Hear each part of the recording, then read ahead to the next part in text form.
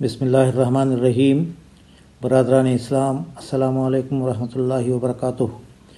اس وقت ہم کووڈ-19 کی دوسرے ویو کو دیکھ رہے ہیں جو خطرناک انداز میں پھیلتی جا رہی ہے اور بڑی تیزی کے ساتھ بڑے پیمانے پر لوگ اس سے متاثر ہو رہے ہیں اور اموات بھی واقع ہو رہی ہیں۔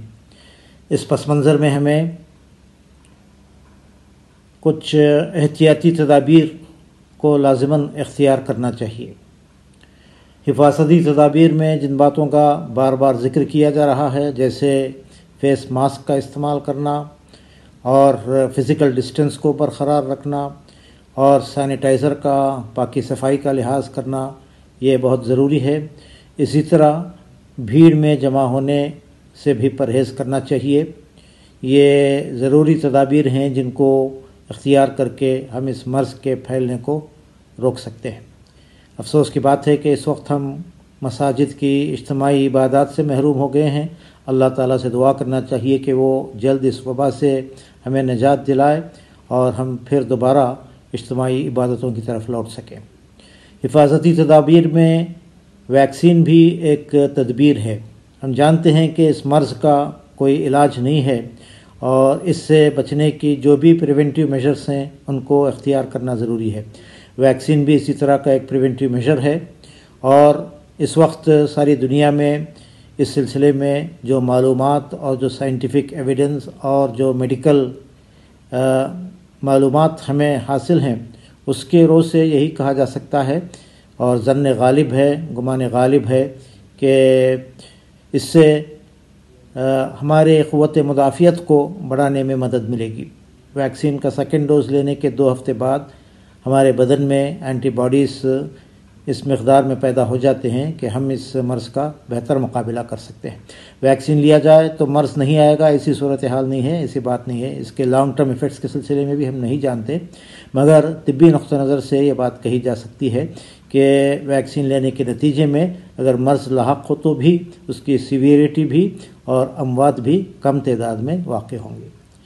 ویکسین کے سلسلے میں بہت ساری خدشات کا اور غلط فہمیوں کا چلن عام ہے اور اس کو سازش سے بھی جوڑ کر دیکھا جاتا ہے، مگر صحیح بات یہ ہے کہ اس کے سلسلے میں یہ محض خدشات ہیں، ان کی کوئی بنیاد نہیں ہے۔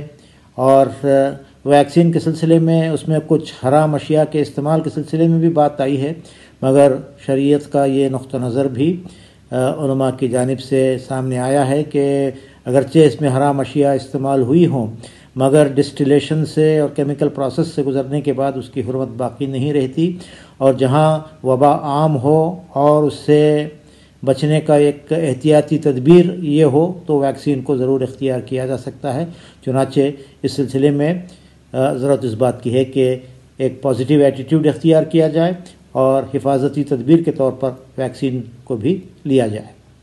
اصل بات یہ ہے کہ ہمیں اس موقع پر اللہ تعالیٰ سے رجوع کرنا چاہیے، اپنے گناہوں کی معافی چاہنا چاہیے، توبہ و استغفار کا، تعلق باللہ کا، رجوع اللہ کا، توبہ اور انابت کا راستہ ہمیں اختیار کرنا چاہیے۔ یہ وبائیں آتی اس لیے بھی ہیں، ان کے پیچھے جو اخلاقی وجوہ ہوتے ہیں، جب گناہ اور ظلم بڑھ جاتا ہے تو اللہ تعالیٰ کی طرف سے تنبیہ کے طور پر، یاد دہانی کے طور پر اس طرح کی وبائیں آتی ہیں۔ چنانچہ اس موقع پر ایک طرف ہم توبہ و انابت کے ساتھ اللہ تعالیٰ کی طرف رجوع ہوں اور انسانیت کو بھی خدا اور آخرت، تمام انسانوں کو خدا اور آخرت کی یاد دلانے کا بھی اس کو ایک ذریعہ بنانا چاہیے۔ اس موقع پر میں اپیل کرنا چاہتا ہوں کہ ہم تدبیر اور توکل دونوں کو اختیار کریں اور جو بھی انسانوں کی خدمت اس موقع پر ہم سے بنائے اس کو ہم ضرور کریں، اور مسلمانوں کی یہ شناخت اس ملک میں ہم بنائیں کہ ہم انسانیت کے دکھ درد میں شریک ہونے والے، انسانوں کی خدمت بجا لانے والے گروہ ہیں، اور یہی ہماری اصل شناخت ہے۔